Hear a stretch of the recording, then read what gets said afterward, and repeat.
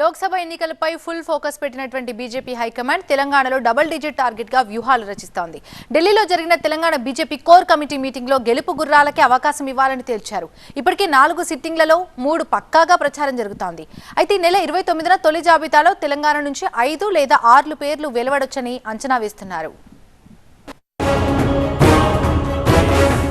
Parliament ఎన్నికల్లో సత్తా చాటేందుకు కాషాయ దళం సమాయత్తమవుతోంది. ఢిల్లీలోని బీజేపీ కేంద్ర కార్యాలయంలో జాతీయ నాయకత్వం అమిత్ షా నడ్డాతో జరిగిన తెలంగాణ కోర్ గ్రూప్ సమావేశంలో తెలంగాణలోని 17 స్థానాల్లో పోటీ చేయనున్న అభ్యర్థుల గురించి సుదీర్ఘంగా చర్చ జరిగింది.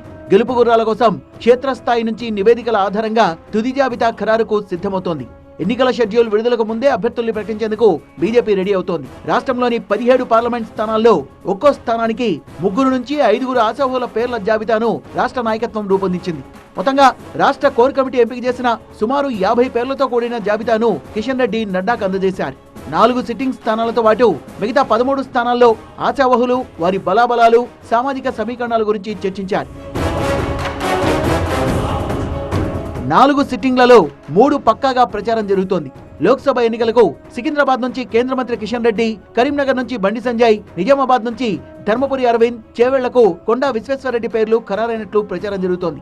ఆదిలాబాద్ స్థానాన్ని మాత్రం ఖరారు చేయలేదని చెబుతున్నారు. ఇక్కడ ప్రస్తుత ఎంపీ సోయం బాపురావు రాజకీయ ప్రయాణంపై భిన్నాభిప్రాయాలు వినిపిస్తున్న నేపథ్యంలో అదే స్థానం నుంచి గూడెం నగేష్ పేరు కూడా వినిపిస్తోంది. మల్కాజ్గిరి, జహీరాబాద్ నియోజకవర్గాలకు ఎక్కువ మంది పోటీ పడుతున్నట్టుగా తెలుస్తోంది.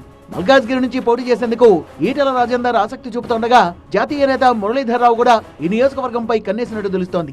ఇక్కడ సంఘ్ నేపథ్యం కలిగిన విద్యాసంస్థల అధిపతి మల్క కొమరయ్య, వీరేందర్ గౌడ్, హరీష్ రెడ్డి పేర్లు కూడా పార్టీ నాయకత్వం పరిశీలిస్తున్నట్లు ప్రచారం జరుగుతోంది. జహీరాబాద్ నియోజకవర్గం నుంచి జైపాల్ రెడ్డి, సురేష్ రెడ్డితో పాటు సినీ నిర్మాత దిల్ రాజు కుటుంబం గురించి చర్చించినట్టు తెలుస్తోంది. ఇదే నియోజకవర్గం నుంచి వరుసగా 2 పర్యాయాలు ప్రాతినిధ్యం వహించిన బీఆర్ఎస్ ఎంపీ బీబీ పాటిల్ బీజేపీలో చేరేందుకు ఆసక్తి చూపుతున్నట్టు చర్చ జరుగుతోంది. బీబీ పాటిల్ తరహాలోనే బీఆర్ఎస్ సిట్టింగ్ ఎంపీల్లో మరికొందరు బీజేపీలో చేరేందుకు ప్రయత్నాలు, మంతనాలు సాగిస్తుండగా వారి పేర్లను కూడా ఈ సమావేశంలో చర్చించినట్టు సమాచారం.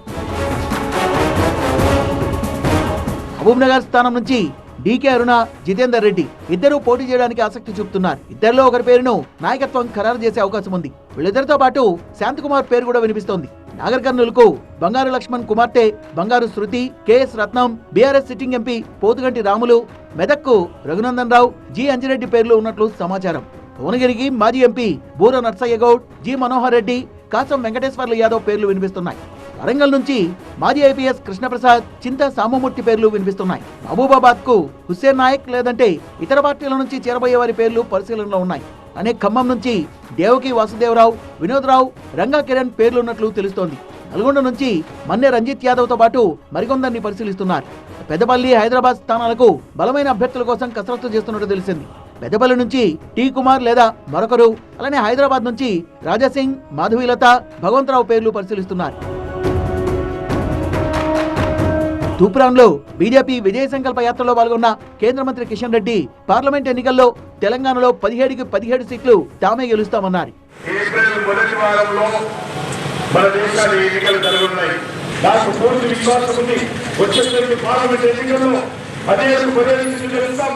దానికి బీజేపీ కేంద్ర ఎన్నికల కమిటీ ఫిబ్రవరి 29వ తేదీన భేటీ కానుంది. అదే రోజు 100 మందితో లోక్సభ అభ్యర్థుల తొలి జాబితాను విడుదల చేసే అవకాశం ఉంది. ఇందులో ప్రధాని మోదీ, హోంమంత్రి అమిత్ షా పేర్లు ఉండే అవకాశం ఉన్నట్టుగా సమాచారం.